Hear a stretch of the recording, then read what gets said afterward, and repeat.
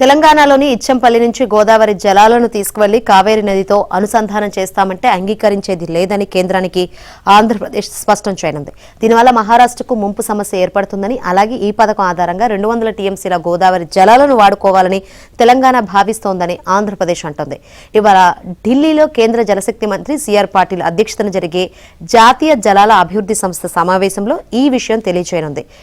మహానది కావేరీ అనుసంధానంలో భాగంగా తెలంగాణలోని ఇచ్చంపల్లి నుంచి కావేరీకి గోదావరి జలాలను తరలించాలని కేంద్రం ప్రతిపాదించింది. దీనికి తెలంగాణ సూత్రప్రాయంగా ఆమోదం తెలిపింది.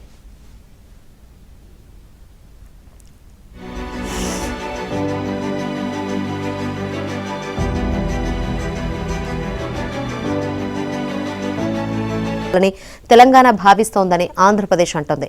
ఇవాళ ఢిల్లీలో కేంద్ర జలశక్తి మంత్రి సిఆర్ పాటిల్ అధ్యక్షతన జరిగే జాతీయ జలాల అభివృద్ధి సంస్థ సమావేశంలో ఈ విషయం తెలియజేయనుంది. మహానది కావేరీ అనుసంధానంలో భాగంగా తెలంగాణలోని ఇచ్చంపల్లి నుంచి కావేరీకి గోదావరి జలాలను తరలించాలని కేంద్రం ప్రతిపాదించింది. దీనికి తెలంగాణ సూత్రప్రాయంగా ఆమోదం తెలిపింది.